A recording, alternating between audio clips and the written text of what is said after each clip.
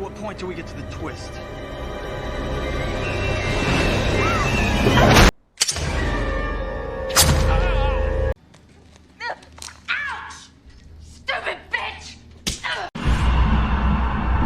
Today, we're going all the way back to 1998, and we've got a classic slasher, and it's Urban Legend. Jenks, what do you think about this one? I wasn't a fan of this when it first came out. I thought it was like a poor man's Scream, like most people did. But you watched it a few months ago, and you banged on about it. I stuck it on the other day, and I quite enjoyed it. I think it's one I think it's one of the better. No, I wouldn't say Scream rip-off. It's just the same genre. You can't really call it a Scream rip-off. I mean, look, there's loads of films that come out that are similar. Look, Scream is big. Let's make a slasher movie. They really do go off on their own with this one. And back in the 90s or early 2000s, I'd say, was when I properly started watching horror movies. I did overlook this one, and I didn't. Same with I Know What You Did Last Summer. Yeah. I never really give them a fair shake, but watching them as an adult now, and you've got that nostalgia of watching those 90s slasher movies. Yeah. I had a great time with this one, and I had a great time with I Know What You Did Last Summer. It's got a great plot. Like I said, it's very different to Scream. You can call it a Scream ripoff, but it's basically it's set in a college, and you've got a serial killer running in the college, killing the students, but he's mimicking they very important to say. Are you being progressive? No, I'm not. Not on we this don't channel. know if it's a man or a woman. We don't know if it's a man or a woman. Wrong channel. They are going round the college campus, slaughtering students, but in the style of urban legends. Yes. And that's where the story kicks off.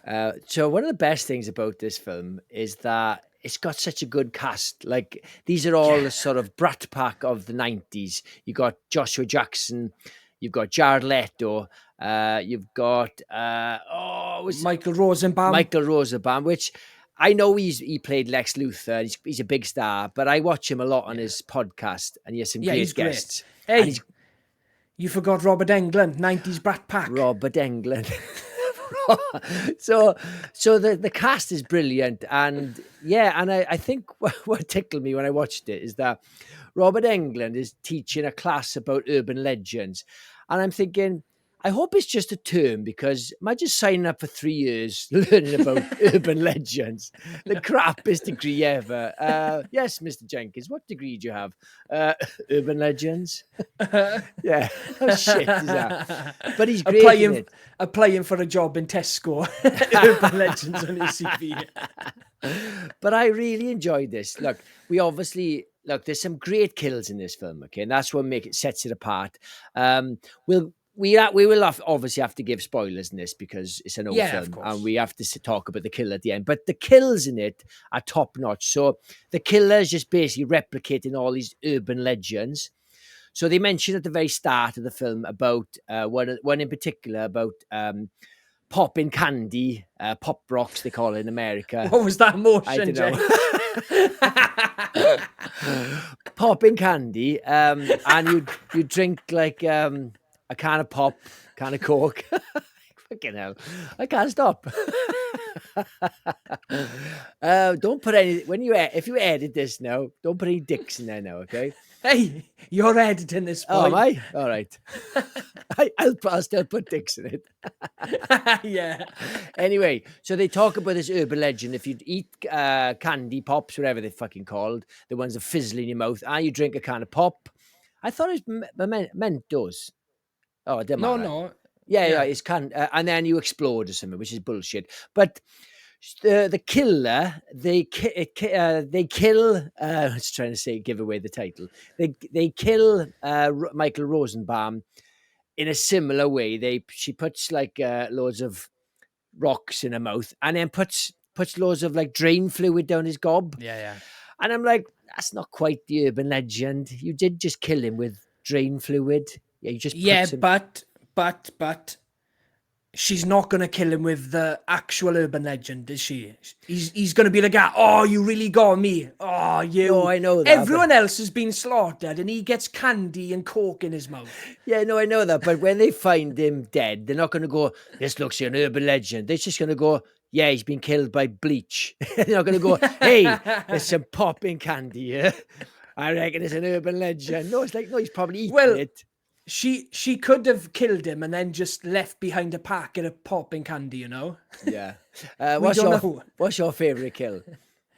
So I've got two, right? Can I have two, Jenks? Is that okay? Well, you can have one, because I might need the other one. It's slim Right. pickings. You won't have my kills, right? So first off, I'm going for the opening kill, and just because the setup is so good, you've got that fantastic scene in the gas station with Brad Dourif, Yeah. and she packs up, and they set the scene perfectly. It's raining. He looks like an intimidating character, and he's got this stutter, so he's not able to get out what he wants to say, and he's trying to tell her there's someone in her back seat, but he looks scary. She's in a scary location. It's raining. So she ends up getting freaked out and she ends up flying down the road. And then you get that great scene where he finally manages to get his words out and he screams, there's someone in the back seat. Yeah, it's And great opener. that alone, right, is one of the best openings ever for a horror movie, right? It sets the tone for the movie so much so that it kind of drops after that opening scene, even though the film's good, right? But this opening scene elevates it. But then it's the intensity of the kill of the girl in the car right at the start, and she gets butchered, and it's that one shot, right, where you see the axe swing through and then it smashes through the window in slow motion. You get all the glass. And for me, soon as I seen that on recent rewatch, I was like, oh my God, I was already like, I've overlooked this movie for so long.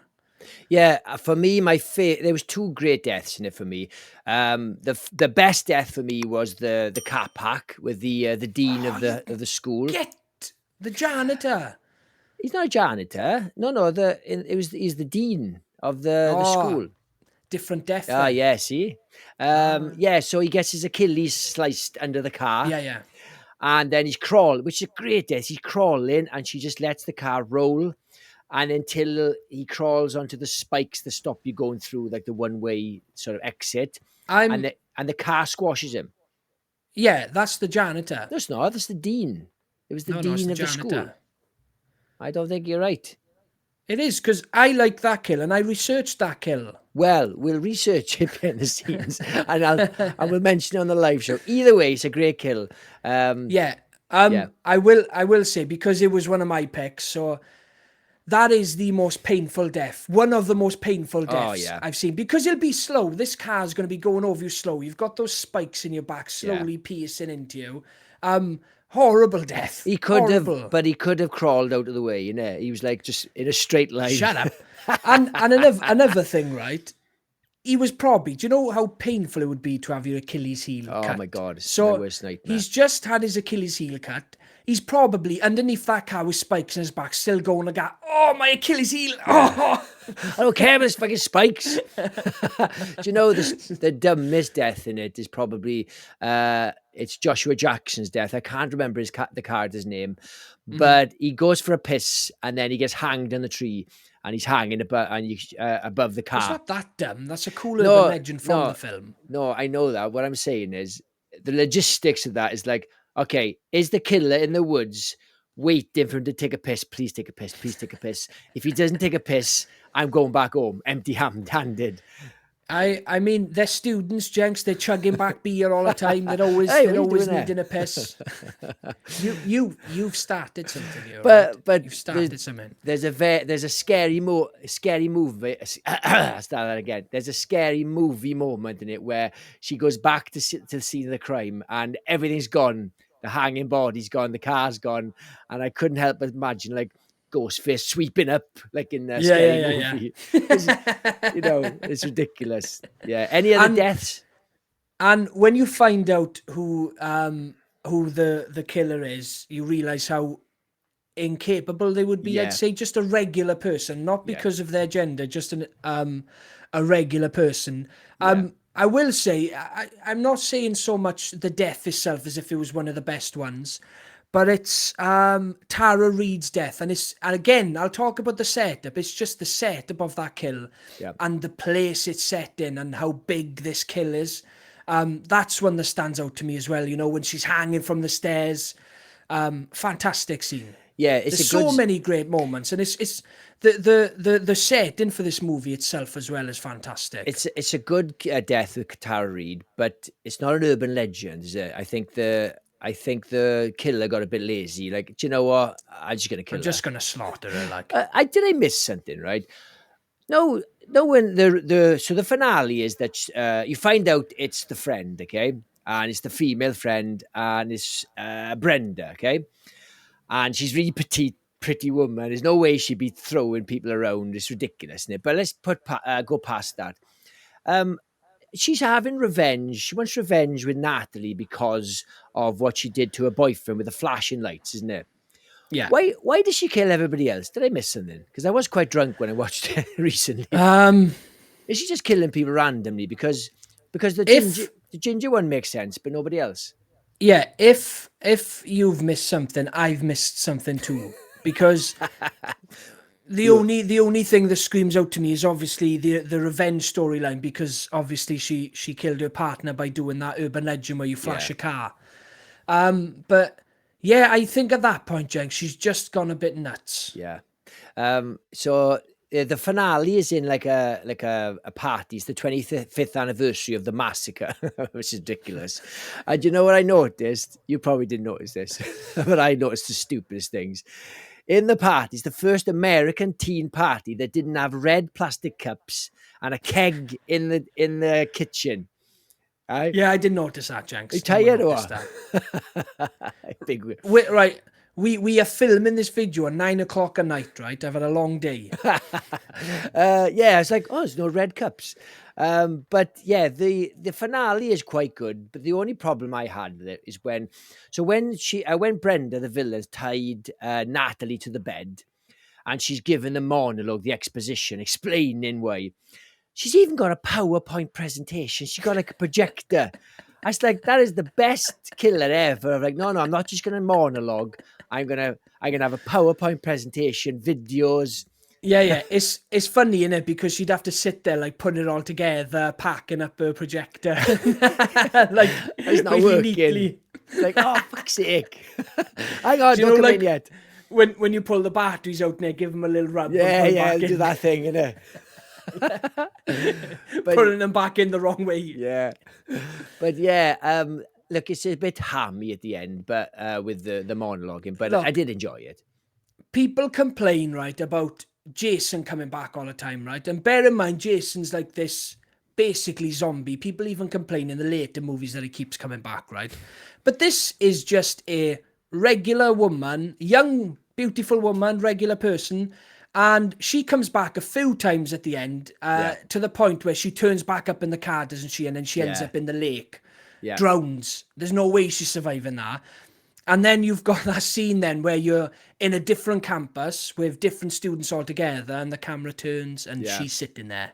And it's a cool ending. I have no problem with it, right? I'm not the type of person to be like, well, that doesn't make a lick of sense. No shit. I cannot enjoy this movie. Shut it. So it's not something that bothers me, but it is something that gives me a little giggle, because she is just a regular woman out for revenge. She's not like this big buffed up serial killer, you know, zombie Jason type person.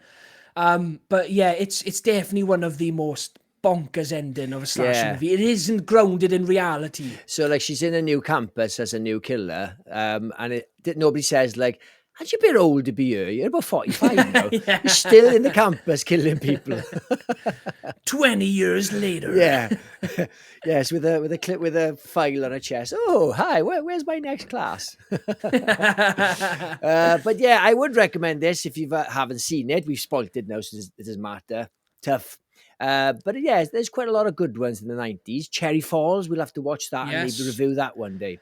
I want to do, I know what you did last summer, and it's a perfect time, Jenks, because the new one's coming out. When's the last time you watched those ones? Years ago. I saw there them. we are. Awesome. Yeah. Rewatch those. We'll do those soon. But yeah, let's dive into those 90s slashers. Yeah, definitely. Right. Do you like urban legend? If you do, drop it in a comment. Even if you hate it, if you hate a review of it, drop it in the comments as well. If you love horror, please subscribe. I will catch you in the next one. Cheers, guys. Cheers, guys.